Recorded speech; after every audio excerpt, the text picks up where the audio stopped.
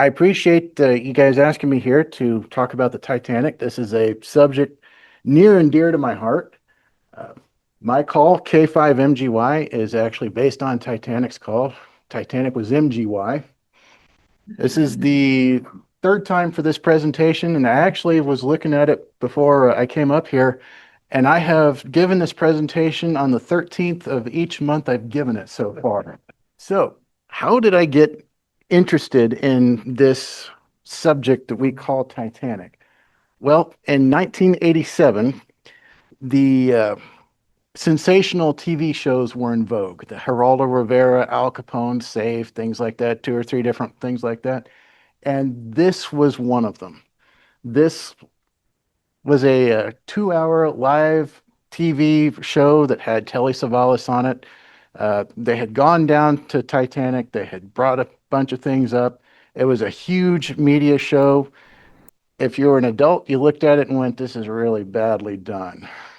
Yeah, it was kind of a train wreck now, but to a kid who's only 7, 8 years old, watching submarines go down, pull stuff off the bottom of the ocean, bring it back up, seeing the Titanic in all its glory, it was just an absolutely magical thing, and I fell absolutely in love. So let's kind of put things in historical perspective. So in 1894, Marconi actually started the radio work. He was able to transmit from one side of the room to the other. And just because it's one side of the room to the other, we're going to call that maybe an accident. We're not really sure. But in 1895, we were for sure transmitting 2 miles over a valley. So that's kind of where I start with this. In 1897, Marconi founded his company. And then we get to Titanic in 1912. So radio is only about 17 years old when we were talking Titanic. Now, I really do love this picture because it shows the history of all three ships. Titanic was not the first ship. Titanic was the second ship. She was the Jan Brady of the Olympic class. The first ship is over on the left-hand side. That is the Olympic. She sailed her maiden voyage in 1911, went all the way through World War I, and came out the other side and was retired in 1935.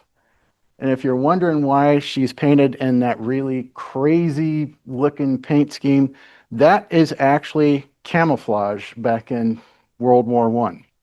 The idea was that as a ship would be sailing, if you gave it a bunch of weird lines, the guy looking through a periscope in a U-boat was not going to be able to tell which direction it was going. It's arguable whether that actually did anything or not, but it made people feel better, so they did that. Middle ship. This is Titanic. She didn't even have one voyage. She went down partway through her maiden crossing, so that's who we're going to talk about. But this ship over on the right-hand side is the third sister. This is Britannic. She was launched several years later after some major alterations based on what they had found in Titanic. She actually did not enter passenger service. World War I had started when she was actually ready, so the British Admiralty requisitioned her as a hospital ship, and that's why she's painted in white with a green stripe and the red crosses on the side. She only had about 9 or 10 voyages before she was either torpedoed or hit a mine and sank. So the only survivor of the three was Olympic. But here we're talking about Titanic. So let's talk about some vitals on the ship. Like I said, she was the second of three ships. She was 882 feet long, 92 and a half feet wide, 175 feet keels to funnel. So what that means is if you were to take a measuring tape, you'd have to put it right on the bottom of the ship and go all the way to the top of the smokestack from here to here. That's 175 feet. She was 46,329 gross registered tons. She had 9 decks. She was spec'd out to do 21 knots, and the call sign she was using when she went down was MGY, Mike Golf Yankee. Well, we say Mike Golf Yankee now. It's not what it was then, but there you go. So this is what the ship looks like out of the water. There's that keel we were talking about. And the radio room is right here. I've called that out in this yellow highlight. So if you look at the ship, this is the bridge where the officers did their business. This was officer country. This is where the radio room was. And this lattice looking thing here is where the forward grand staircase was located. Just to give everyone an idea of the layout of the ship. Now, there's only one actual known photo of Titanic's wireless room. And believe it or not, it's two photos. This gentleman right here is a junior operator. His name is Harold Bride. We'll talk a little bit about him later. This picture was taken by a guy by the name of Francis Brown, who later became a Jesuit priest. He was a bit of a shutterbug. He took lots and lots of pictures, and that's where most of the pictures we have in and around on Titanic are from his collection. And the reason why we have this picture the way it is, so he thought he was taking one picture, he'd actually taken two. So this is a double exposure. But he was here for a very specific purpose. He had been given a ticket to go from England to Ireland, which is where he was going to enter the seminary. And while he was on the ship, he made some friends with some wealthy people, and they said, "Hey, do you want to go all the way to New York? We'll pay for your ticket." And he said, "Well, I'm not real sure. I'm supposed to be going to Ireland for a very specific purpose." He says, "Oh, no, no, no, come on, no problem." So he's here sending a message, asking for permission to go all the way to America. The message that came back was very, very simple, very terse. Get off that ship. Saved his life. So he got off in Queenstown, Ireland, and this is why we have pictures to see what was actually going on in Titanic with her radio room.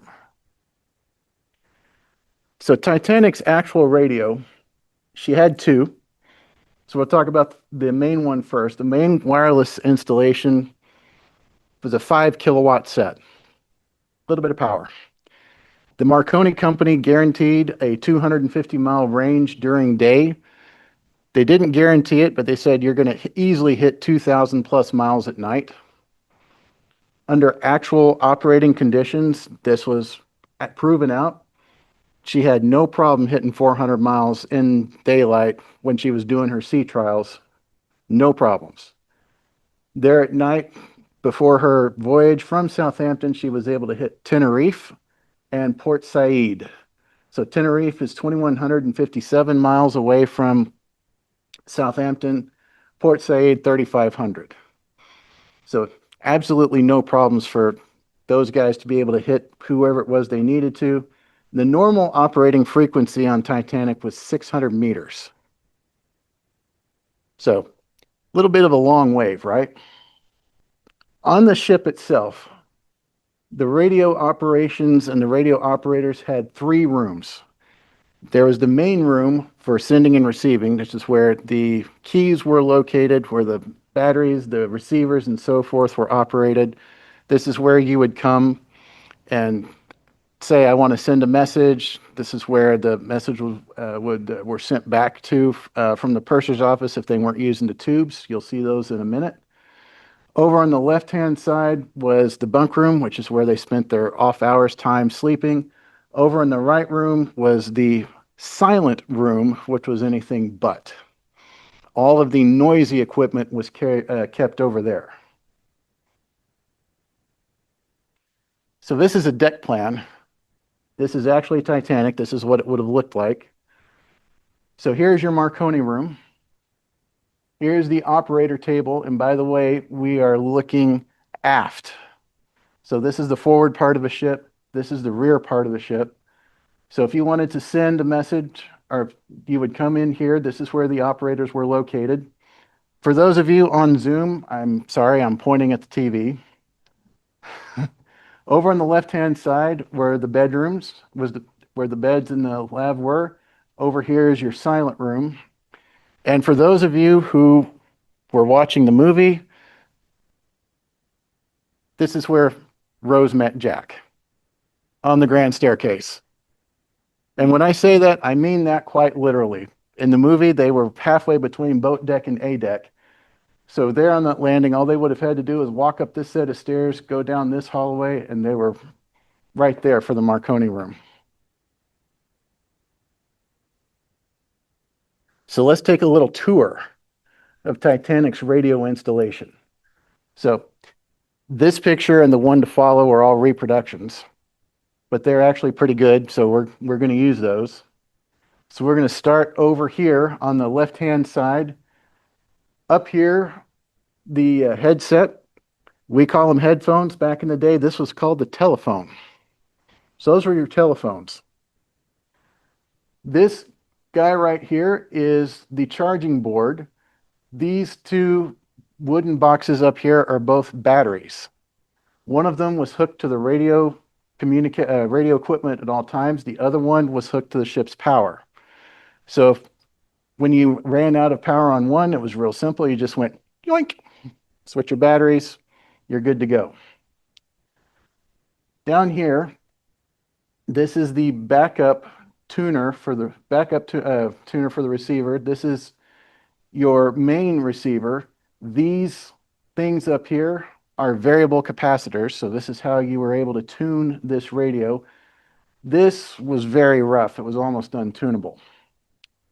Up here, this thing that's in glass is the Marconi magnetic detector, and they called it the Maggie. This is actually a really interesting little piece of equipment. So over here on this side, there is a handle, and you would have to wind up this handle because it worked just like a music box.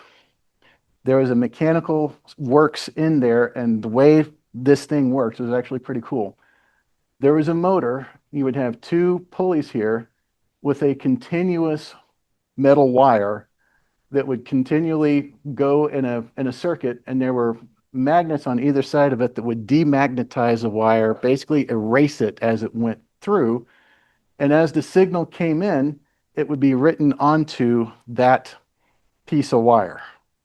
And if you want to, there's some great videos on YouTube where they've taken these magnetic detectors in modern times and recorded music on it and had it play back out.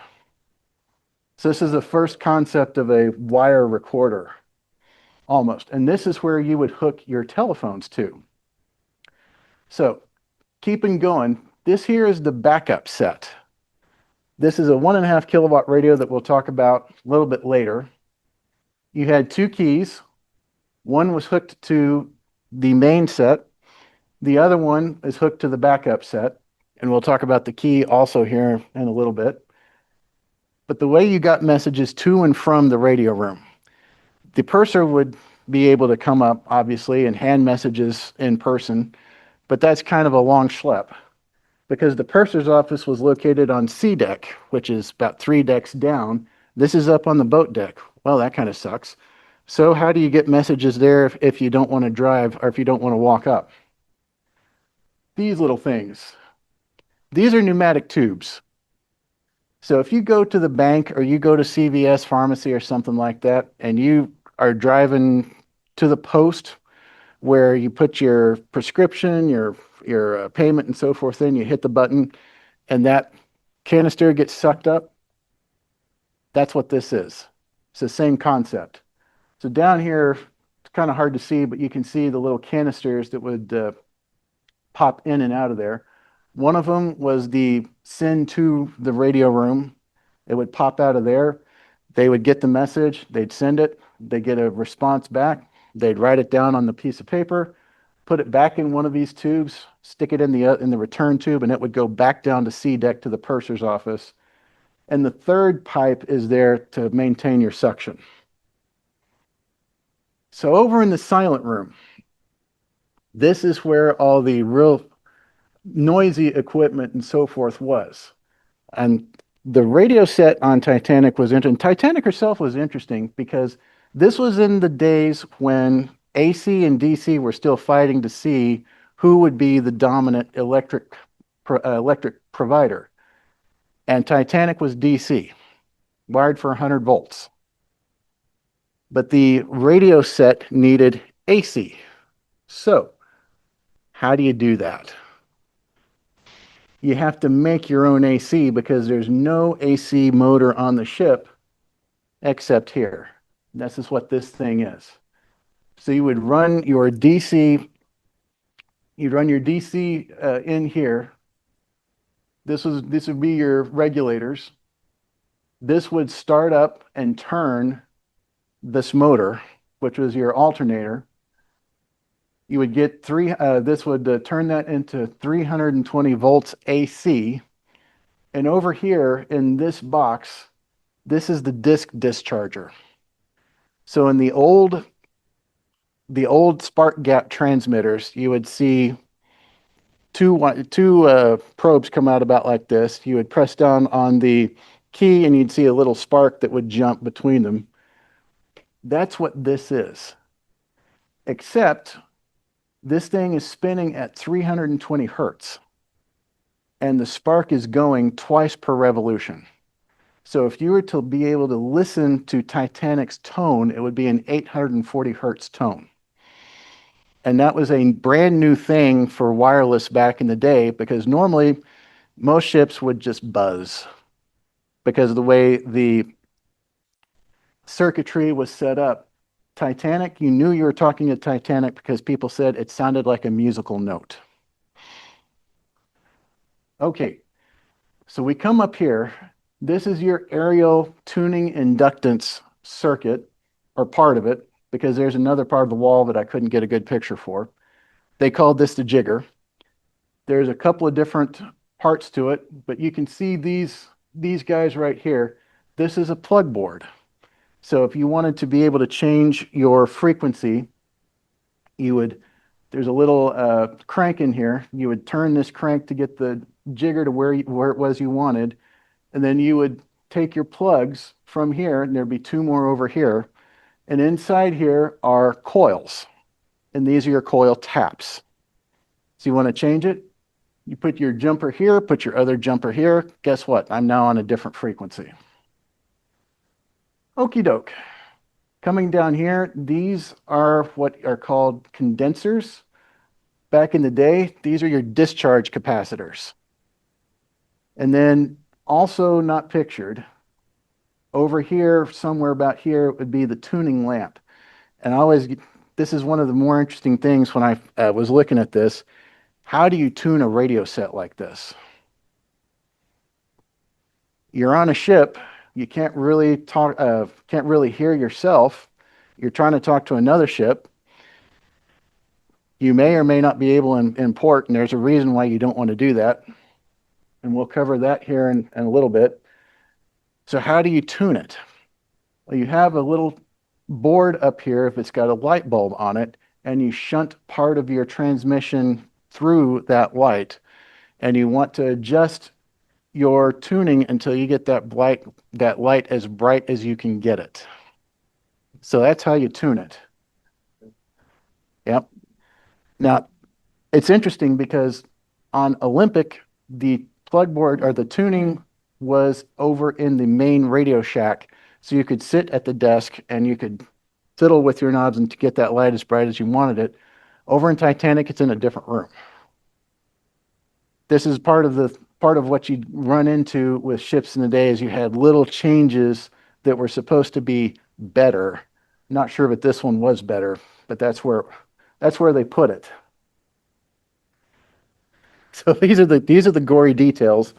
If you really, really want to trace through and see where everything is, you can pause the video and I'll stop talking, and you can actually trace through and see where everything is. So there are the voltage regulators that we were talking about. There is the generator. Here are your jigger and your aerial inductance units. This is your earth arrestor. This guy right there, this small little guy, there's your tuning lamp. And then over here, this shows everything in relation to the main room. So there's your DC mains coming in, there's your voltage regulator coming out, your transformers, your regulators, here your keys even. I'm not going to go through all that. I will leave that for you guys to look at later. Now, here's Titanic's key. It was a Marconi 48200. There is a company in the UK called Kent that sells a Titanic key. It's supposedly the most accurate representation of Titanic's key out there. It's not. This is what they would have used. This is called a guillotine key. And the reason it's called a guillotine key is because of this lever right here. Some people call it a shorting bar. This works a little bit different though than our normal shorting bars. Now remember we said Titanic was wired for 100 volts DC. How much current do you think was going through that radio? Any guesses? About 60 amps. So if you have something that goes wrong, you're running 100 volts and 60 amps through that set of contacts. What can happen? What happens if that thing gets hot? It was not unusual to have your contacts weld together. So now all of a sudden you are continuously transmitting. That's bad. So how do you turn it off? Yoink! Pull up on this. You've turned off your key. And it has shorted out the receiver, which is why they call it a shorting bar. Now, I don't have this key. If anyone knows where I can get one or a replica of one, somebody in here has my email and I want to know about it because I want to have this key. Okie doke. So I'm back to this slide because I'm going to point something else out. So we know now where the radio room was. Now let's look at the antennas. So the antennas come up through here, and you have across the top between the two masts 4 more wires. That is Titanic's antenna system. And it's an interesting system because it's not dipoles. This is what they call a twin T system. So the antennas were 190 feet above the deck or 250 feet above the sea level. The horizontal wires were acting as a capacitance hat. There really wasn't a whole lot of transmission being done up there. Most of the transmission radiation was being done on the vertical wires. And this is an interesting concept down here because if we actually were to put a tuner across Titanic's antennas, the natural resonant frequency would only be about 325 meters. So you had to tune this thing to get down to 600 meters. Why are you on 600 meters? Because that's what everybody else used. But that's kind of the circuit diagram of what that would look like if you wanted to look at it electrically. But they're not dipoles. Okay, so let's talk about Titanic's other radio. So this was the backup radio. It was only a 1.5 kilowatt installation, only guaranteed for about 40 miles during the day. There's really no tuning to go with that radio. It was a plain spark gap, and I don't have it on this one. In fact, I skipped over this on the previous slides. Who in here likes valves? Anyone like valve radios? That's your Britishism for the day.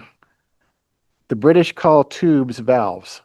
Titanic had 1-tube radio, and it was literally a 1-tube radio. There were 2 tubes on top of it. It only used 1. The other one was there for backup purposes. It had a plain spark gap, and it was powered by batteries.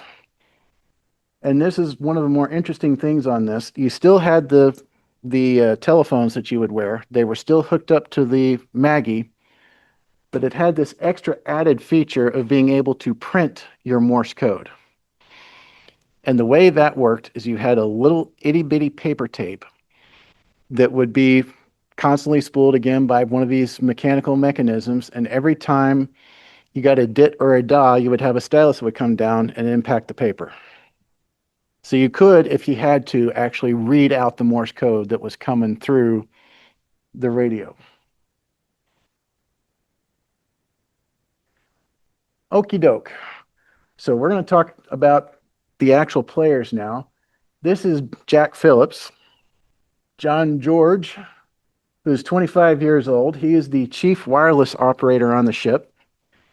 He had previously worked for White Star and other lines, not to mention Cunard. This guy was a beast. He could send, and by the way, I put that word rumored up there somewhat reluctantly because as I was going through it, I remember reading several articles that said, yes, this guy could send 39 plus words a minute. I just couldn't find the articles when I was putting this together. 39 words a minute. 39 words a minute on a straight key with that kind of a wireless setup. Who in here thinks that would be a fun thing to try and receive? I sure couldn't do it. Okie doke. Now, we've already met this particular gentleman, although just from the back. This is Harold Bride. He was the junior operator, 22 years old at the time. He'd also worked for several lines. And as I was going through doing the research, I found that both of these gentlemen had at one time worked on board the Lusitania. The Lusitania being of fame because that's what dragged us into World War I.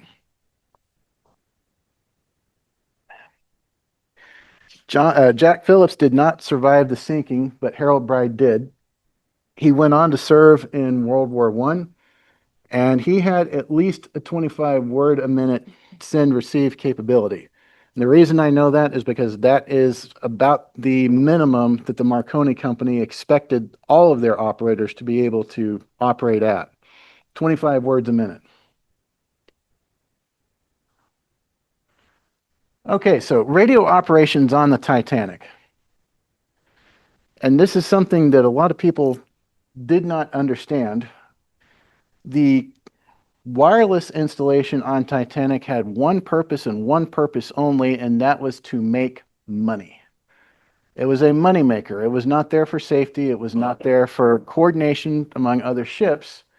If you wanted to send a wireless message from Titanic, you were charged 12 shillings 6 pence for 10 words, and then 9 pence a word thereafter.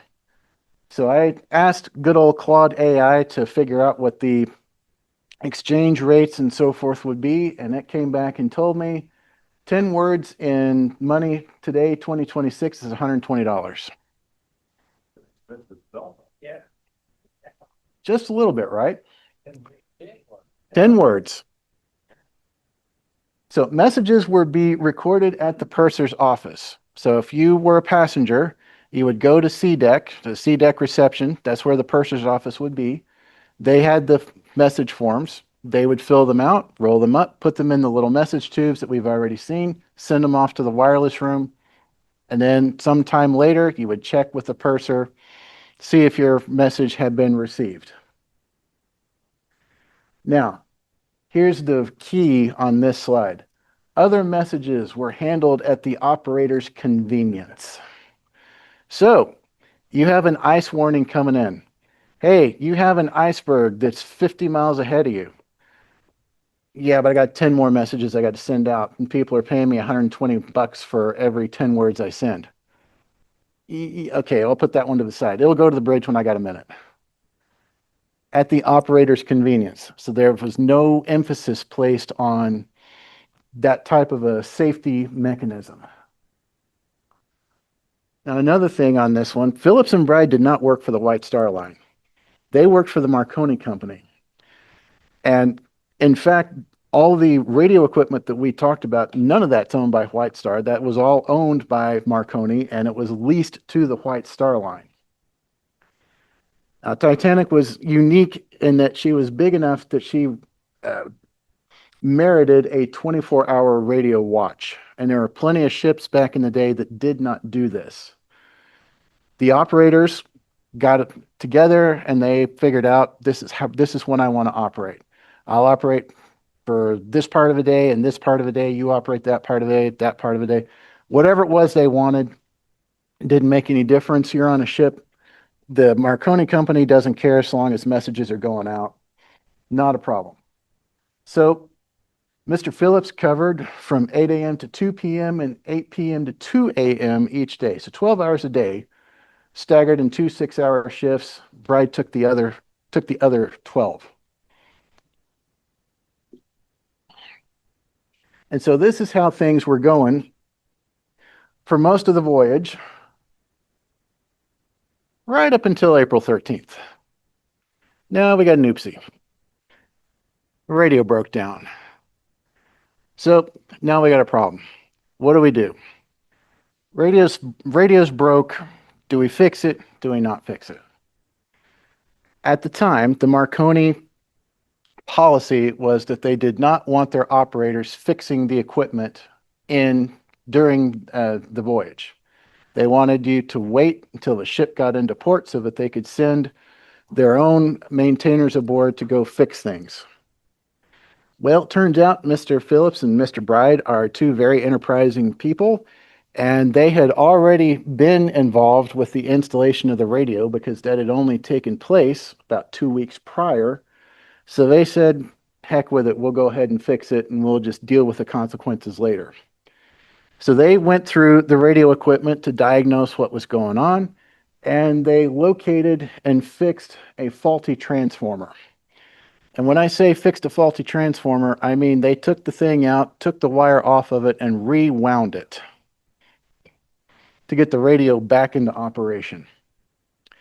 Now, remember, this is a money-making operation, so what's going on while you're not being able to send radio messages, you're trying to fix a radio.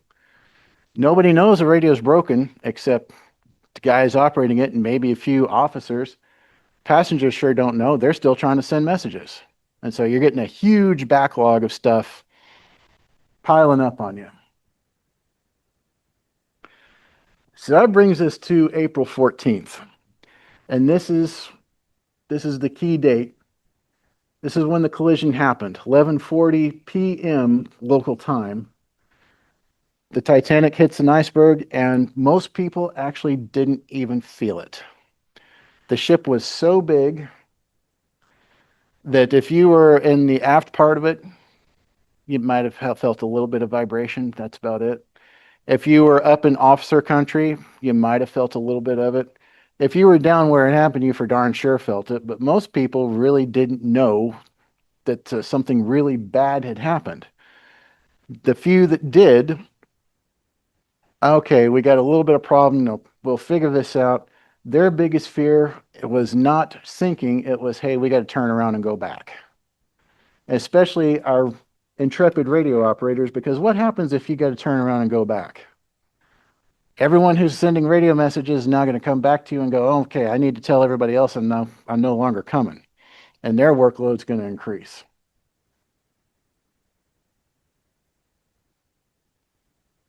And like I say, nobody really understood they were in trouble until much, much later.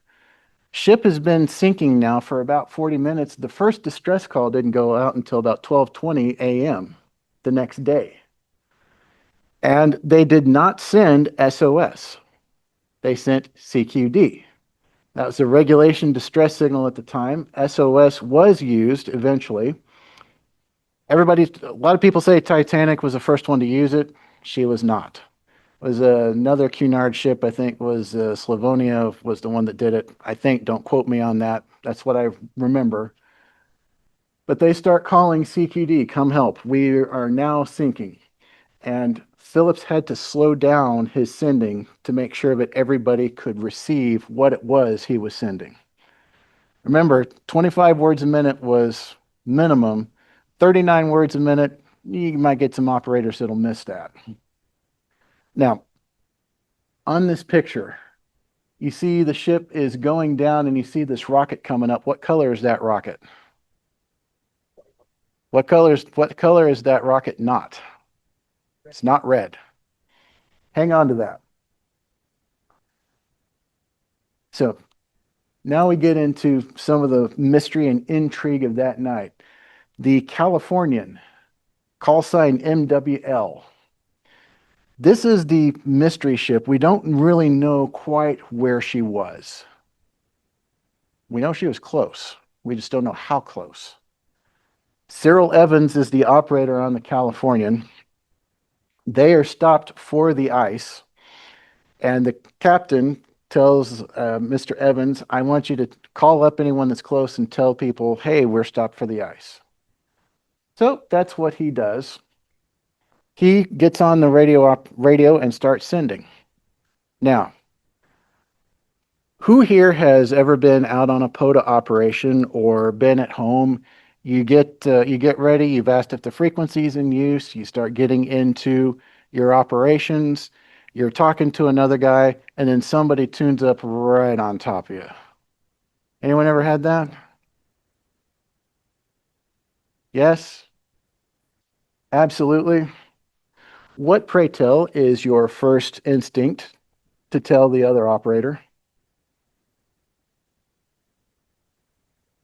What's your instinct? Shut up! Get out! You're blowing my ears off. That's exactly what these guys did. They told this guy exactly what he could go do with himself. Now, here's another little bit of trivia for you. How do you tell someone to sod off in CW? D, D, D. All in a row. That was their shorthand back in the day for keep out. So Mr. Evans said, okay, I'm going to take you seriously. If you don't want to talk to me, no problem. I'm just going to go ahead and shut down, which is exactly what he does. California may have been as close as 5 miles. If they had been on the radio or they had the proper sight picture, then 5 miles is nothing. You just sail over there, you get everybody off Titanic, and life is good. It's not what happened. Californian, which we don't know quite where it is, stayed silent and nothing happened. So this picture, this is obviously not from 1912. I'm not going to lie. I was trying to find something that would kind of sort of give you an idea of what you would have seen from Californian. This is a picture from Night to Remember, the 1953 movie. And this little thing right here is Titanic. So I think that's probably closer than 5 miles, but it is what it is. Californians saw a ship firing rockets. They're for sure not going to admit that it was Titanic, but they did see a ship firing rockets and firing what color rockets? White rockets. So Evans is off the air. You see guys firing rockets. Californian just does nothing. Okay. Meanwhile, Phillips is sending his heart out, trying to figure out who's going to hear him. And this ship gets into the picture. This is Carpathia, call sign MPA. Harold Cottam is this particular gentleman. He was the radio operator for Carpathia, and he was the only radio operator for Carpathia. Carpathia was one of the ships that didn't keep a 24-hour watch. This guy had a long day, and he was heading to bed. And just on a lark, he had his radio equipment still turned on. He's getting ready to go to bed. He flips on the telephones. He starts hearing things. He hears something from Titanic, and he sends a message. Hey, you know, Cape Race is trying to get you. Did you get all your passenger traffic? Radio operators on Titanic come back. We're sinking. Would you please come and bail us out? So he takes down the message, goes to the captain, whose name is Arthur Rostron. Captain Rostron says, turn around. We're going to Titanic right now.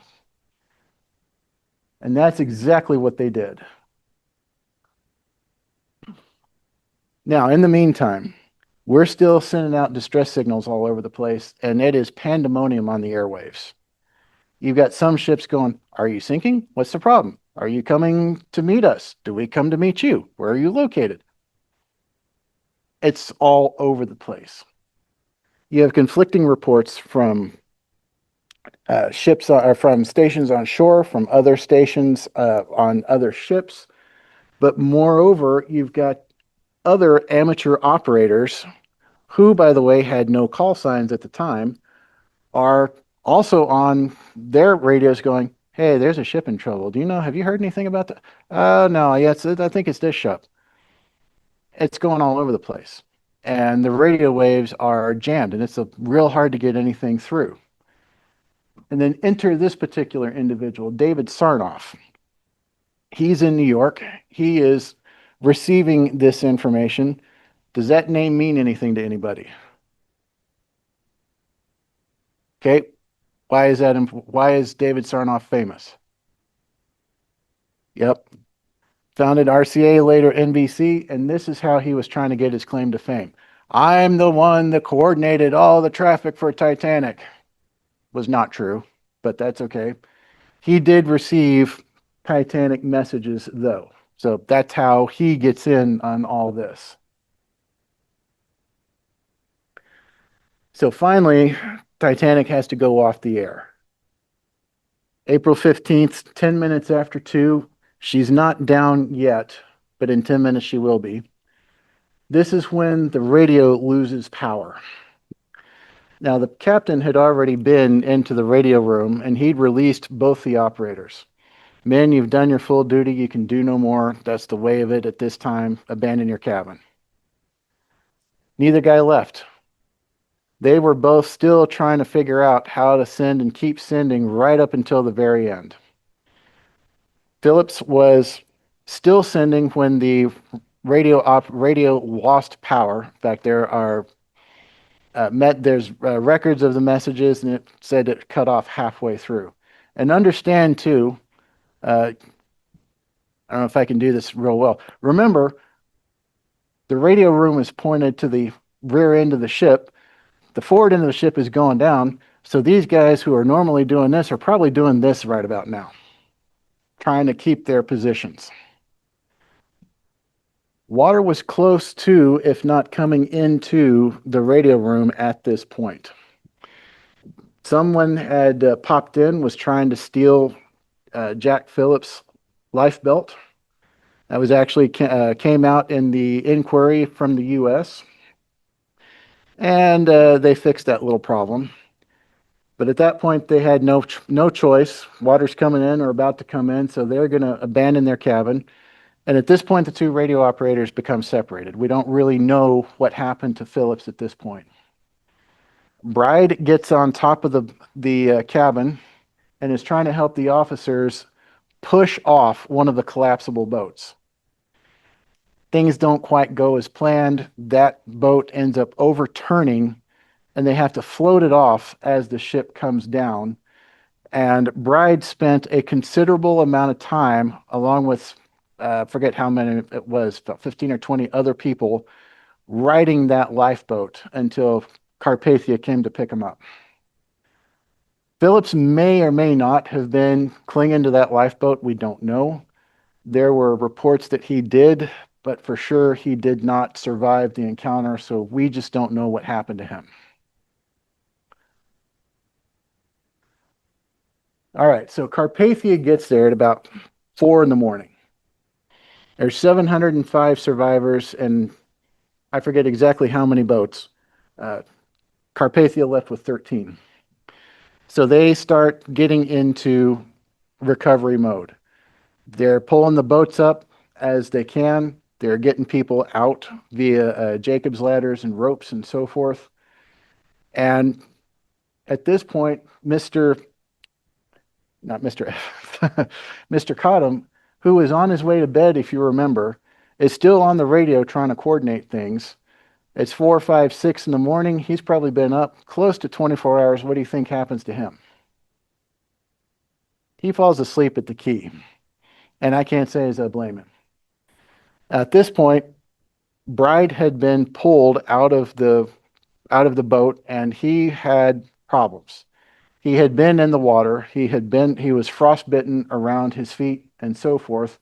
But he hears, "Hey, our radio operator has got a problem." He says, "It's okay. Take me to the key.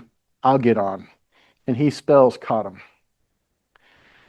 So after everything and everyone has been pulled out of the water, Carpathia turns around and heads for New York, which, by the way, is where she came from in the first place. She was headed from New York over to Europe. And at this point, there's only passenger lists and personal traffic coming out of the radio room. And this is Captain Rostron's orders. No press traffic, personal messages only, survivor lists only, and this is an interesting one, no U.S. Navy traffic. And the reason that was a thing is because the president at the time, who I believe was Taft, had a personal friend on Titanic and was trying to figure out if he had survived. And instead of going through normal channels like a normal person, he decided to try to get the U.S. Navy to find out for him. And Rostron said, "No, we're not going to do that." Passenger lists and personal traffic.